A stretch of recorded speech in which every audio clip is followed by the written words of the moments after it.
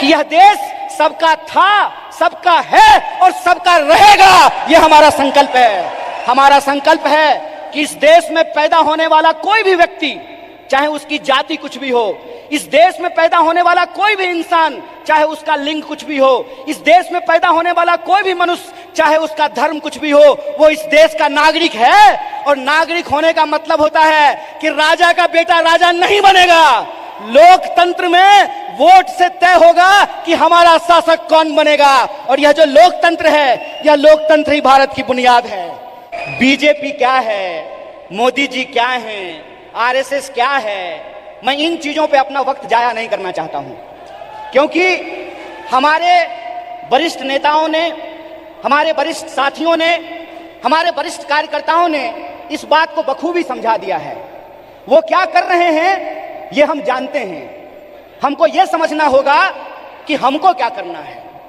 आज जब हम इस कार्यक्रम में शामिल हो रहे हैं, जिस कार्यक्रम का नाम है बेहतर भारत की बुनियाद, तो हमारा फोकस इस बात पे होना चाहिए कि यूथ कांग्रेस का कार्यकर्ता होने के नाते, भारतीय राष्ट्रीय कांग्रेस का कार्यकर्ता होने के नाते, एनएसयूआई का कार्यकर्ता होने के नाते, सेवा दल का कार्यकर्ता होने के नाते, महिला कांग्रेस का कार्यकर्ता होने के नाते, इंटक का कांग्रेस कार्यकर्ता होने के नाते, किसान सभा का कार्यकर्ता होने के नाते हम इस देश की बुनियाद के लिए क्या करना चाहते हैं। इसीलिए आपको अपनी जिम्मेवारी समझनी पड़ेगी। कितना गंभीर दायित्व आपके कंधे पे है, इस बात को आपको समझना पड़ेगा। आज देश की बागडोर पंडित जवाहरलाल नेहरू के हाथ में नहीं है कि जिन्होंने किताब लिखी थी डिस्कवरी ऑफ इंडिया। आज देश की बागडोर डॉक्टर बाबा साहब भीमराव अंबेडकर के हाथ में नहीं है, जो विदेश पढ़ करके आए थे और इस देश की ड्राफ्टिंग कमेटी में कॉन्स्टिट्यूशन को लिखने का काम किया, बनाने का काम किया। आज देश की बागडोर 23 साल की उम्र में हंसते हंसते फांसी के फंदे पे झूल जाने वाले शहीद आजम भगत सिंह के हाथ में नहीं है। आज देश की बागडोर एक ऐसे इंसान के हाथ में है जो अपनी पत्नी की जिम्मेवारी ना उठाया हो, वो देश की जिम्मेवारी उठाएगा। बताइए, आज देश की बागडोर एक ऐसे हाथ में है जो कहता है कि पीएफआई के नाम में भी इंडिया है। मतलब कुत्ता को भी 4 पैर होता है, गधा को भी 4 पैर होता है, इसलिए सारे गधे कुत्ते हैं। अगर ये रीजनिंग मैं लगाऊं, जो रीजनिंग इस देश के प्रधानमंत्री ने लगाया है, तो मैं ये कह सकता हूं ना कि प्रधानमंत्री जी को भी 2 आंख है और गधा को भी 2 आंख होता है। बोलिए, मैं ये बात क्यों कह रहा हूं? मेरा कोई मकसद नहीं है कि मैं भाजपा, मोदी और आरएसएस की चर्चा करूं। मैं सिर्फ आपको बता रहा हूं कि कितनी गंभीर परिस्थिति में आज हम खड़े हैं। इतनी गंभीर परिस्थिति में खड़े हैं कि संस्थाओं को तो छोड़ दीजिए, व्यक्तियों को भी बोलने का अधिकार नहीं है। इसीलिए जब आज आप यूथ कांग्रेस का झंडा अपने हाथ में उठाए हुए हैं, जब आप कहते हैं यूथ कांग्रेस जिंदाबाद, इसका क्या मतलब है?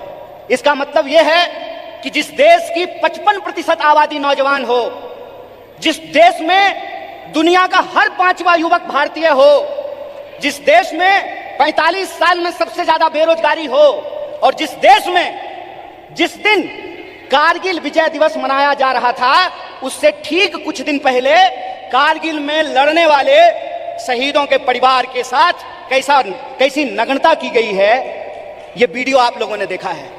इसीलिए आप अपनी जिम्मेवारी को समझिए।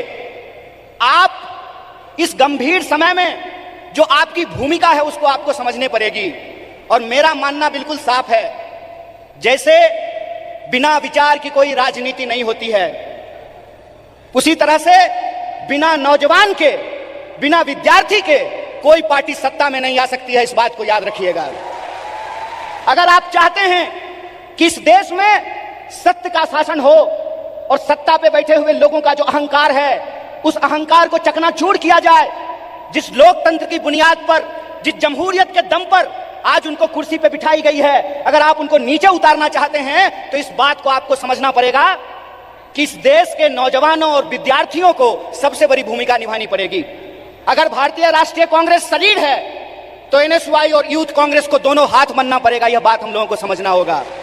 जब तक इस देश का फर्स्ट टाइम वोटर जिसके मैसेज में, जिसके स्नैपचैट पे, जिसके इंस्टाग्राम में, जिसके व्हाट्सएप पे झूठ परोस करके, मिस इंफॉर्मेशन परोस करके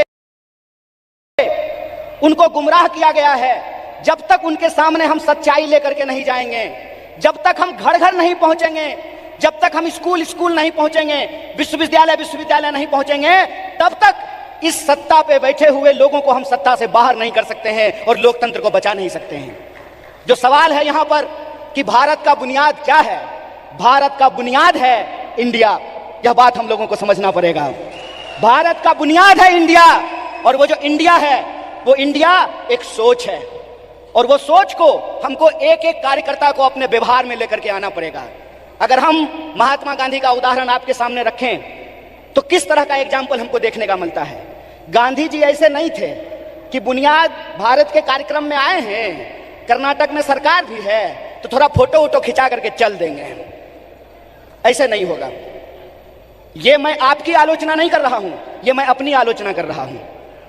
गांधीवादी तरीका यह है कि चंपारण में जब किसान लड़ रहे थे तो गांधी जी शहर छोड़ करके चंपारण चले गए, वहीं आश्रम बना दिया, महीनों तक लड़ते रहे और अंग्रेजों को धूल चटा दिया। यह गांधीवादी तरीका है।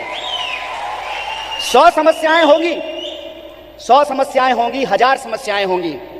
बतौर फ्रंटल ऑर्गेनाइजेशन मैं बार बार कह रहा हूं, भारतीय राष्ट्रीय कांग्रेस तभी मजबूत हो सकता है जब यूथ कांग्रेस और एनएसयूआई मजबूत होगा। इस बात का संकल्प हमको लेना पड़ेगा। और वो मजबूती कैसे होगी? वो मजबूती ऐसे होगी, गांधीवादी तरीके से होगी कि हम एक समस्या को उठाएंगे, लगातार आंदोलन करेंगे, और जब तक सरकार और प्रशासन को झुका न दे, अपने आंदोलन को वापस नहीं लेंगे। यह तरीका हमको अपनाना पड़ेगा। और एक बात याद रखिएगा, जब आप आंदोलन जीतते हैं, जब आप संघर्ष को जीतते हैं, तो टिकट का सवाल अपने आप सॉल्व हो जाता है। यह बात मैं इसलिए कह रहा हूं कि शायद लोगों को इस देश के इतिहास को दोबारा जाकर के देखने की जरूरत है। क्यों? क्योंकि हम उस पार्टी से हैं जिस पार्टी ने इस देश को आजादी दिलाई है। अभी कलाकार ने आजादी की बात की, हाथों की आजादी की बात की, देश की आजादी की बात की, तो एक एक भारतीय राष्ट्रीय कांग्रेस के कार्यकर्ता को गर्व से यह बात कहनी चाहिए कि हम वो लोग हैं जो इस देश को आजादी दिलाए हैं और आजाद देश में आजादी को बचाएंगे भी। इस बात को हमको याद रखना है। और अगर हमने इसका संकल्प लिया है तो मैं एक उदाहरण आप लोगों को देना चाहता हूं, खास करके जो हमारी महिलाएं यहां पे बैठी हुई हैं। जब कांग्रेस पार्टी हार गई थी श्रीमती गांधी के नेतृत्व में, तो उस वक्त लोगों ने कहा था कि कांग्रेस समाप्त हो गया है। उसके बाद श्रीमती गांधी बिहार गई थी, जहां से मैं आता हूं। वहां पे एक नरसंहार हुआ था और श्रीमती गांधी हाथी पे बैठ करके गई थी शोषितों से मिलने के लिए, उन नरसंहार के जो पीड़ित थे उन परिवारों से मिलने के लिए। और उनके साथ हाथी पे बैठी हुई एक महिला थी, जिस महिला का नाम प्रतिभा देवी सिंह पाटिल है, जो इस देश की पहली महिला राष्ट्रपति बनी थी। इसीलिए हम कहते हैं, गीता में भी लिखा हुआ है कि कर्म करो, फल की चिंता मत करो।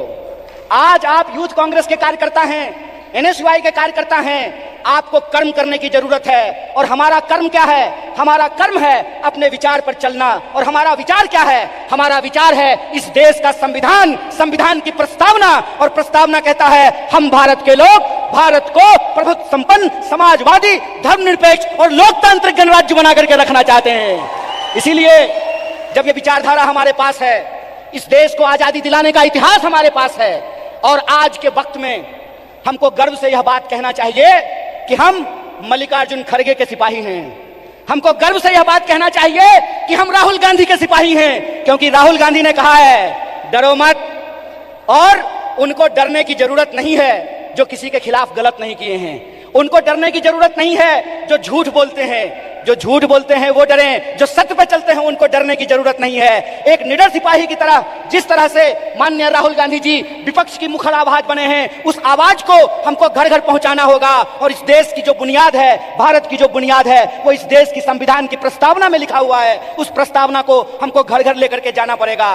कई बार कार्यकर्ता आकर के हमसे सवाल पूछते हैं कि हमको वैचारिक कार्यकर्ता नहीं मिल रहा है। साहब, गांधीवादी एक तरीका है कि सत्य को किसी गवाही की जरूरत नहीं होती है। और गांधीवादी तरीका यह होता है कि आपको बोलने की जरूरत नहीं है, एक्शन ही आपका कम्युनिकेशन होना चाहिए। आपके एक्शन में वो सारी बातें दिखनी चाहिए। एक बात कहिए कि मैं बहुत महंगा शर्ट पहन करके मोटा मोटा सोना का सिकड़ी पहन करके 5 करोड़ का गाड़ी लेकर के आपके पास आऊं और मंच पे खड़ा होकर के गरीबी पे भाषण दूं, आप हम पे भरोसा कीजिएगा? एक्शन ही कम्युनिकेशन होता है। हमको अपने एक्शन को अपना कम्युनिकेशन बनाना पड़ेगा और हमारा कम्युनिकेशन बिल्कुल साफ है। हमारा कम्युनिकेशन बिल्कुल साफ है कि यह देश सबका था, सबका है और सबका रहेगा। यह हमारा संकल्प है। हमारा संकल्प है कि इस देश में पैदा होने वाला कोई भी व्यक्ति, चाहे उसकी जाति कुछ भी हो, इस देश में पैदा होने वाला कोई भी इंसान, चाहे उसका लिंग कुछ भी हो, इस देश में पैदा होने वाला कोई भी मनुष्य, चाहे उसका धर्म कुछ भी हो, वो इस देश का नागरिक है। और नागरिक होने का मतलब होता है कि राजा का बेटा राजा नहीं बनेगा। लोकतंत्र में वोट से तय होगा कि हमारा शासक कौन बनेगा। और यह जो लोकतंत्र है, यह लोकतंत्र ही भारत की बुनियाद है। यह लोकतंत्र ही भारत की बुनियाद है और इसी लोकतंत्र को बचाने का काम यूथ कांग्रेस के एक एक कार्यकर्ताओं को करना पड़ेगा। हम जो झंडा अपने कंधे पे लिए हैं, यह झंडा सिर्फ एमपी एमएलए बनने के लिए नहीं है, यह झंडा इस देश की आजादी को बचाने के लिए। इस बात को याद रखिएगा। इस देश में 2 तरह के लोगों के बीच लड़ाइयां हो रही है। इस मुल्क में 2 तरह के लोग हैं। एक वो लोग हैं जो नफरत फैलाते हैं, एक वो लोग हैं जो इंसान को आपस में बांटते हैं, एक वो लोग हैं जो ऊंच नीच करते हैं, एक वो लोग हैं जो इंसान को लड़ा करके इस देश की शक्ति को कमजोर करते हैं। एक हम वो लोग हैं जो नफरत के खिलाफ हमको मोहब्बत की आवाज को बुलंद करना पड़ेगा। और आखिरी बात अपनी बोल करके खत्म करूंगा। जब साहब गा रहे थे तो इनकलाब की बात कर रहे थे, लेकिन हमारे कुछ कार्यकर्ता उसको मोहब्बत की तरह ले रहे थे। तो आखिरी बात बोल करके खत्म करूंगा कि जो नौजवान इश्क नहीं करता वो इनकलाब भी नहीं कर सकता है। जो इंसान मोहब्बत नहीं कर सकता वो परिवर्तन भी नहीं कर सकता है। हम इश्क करेंगे, नफरत को हराएंगे, संविधान की आवाज को बुलंद करके इनकलाब लेकर के आएंगे और हम उस रास्ते पे चलेंगे जिस रास्ते पे महात्मा गांधी ने चला और एकता का संदेश दिया। हम उस रास्ते पे चलेंगे जिस पर पंडित जवाहरलाल नेहरू ने चला और साहस का परिचय दिया। हम उस रास्ते पर चलेंगे जिस पर डॉक्टर बाबा साहब भीमराव अंबेडकर चले और समानता का बात किया। हम भगत सिंह के वासी हैं, हम भगत सिंह के वासिंदे हैं, हम भगत सिंह के वारिस हैं। हमको भगत सिंह के सपनों का देश बनाना है, गांधी के रास्ते पे चलना है और अंबेडकर के विचारों को आगे लेकर के जाना है। इसी आशा और विश्वास के साथ कि भारत की बुनियाद इंडिया में है और इंडिया की जो शक्ति है उसको हमको जोड़ना है। एक आखिरी नारा बोल करके अपनी बात को खत्म करूंगा। मैं विद्यार्थियों के कार्यक्रम में कहता हूं, जुड़ेगा विद्यार्थी, जुड़ेगा विद्यार्थी, जुड़ेगा विद्यार्थी, उसी तरह से जुड़ेगा नौजवान, जुड़ेगा नौजवान, जुड़ेगा नौजवान, जीतेगा इंडिया। इसी आशा और विश्वास के साथ एक बार फिर से यूथ कांग्रेस की पूरी टीम को NSY की तरफ से बधाई देते हुए अपनी बात को खत्म करूंगा। शुक्रिया। इनकलाब जिंदाबाद। जय हिंद,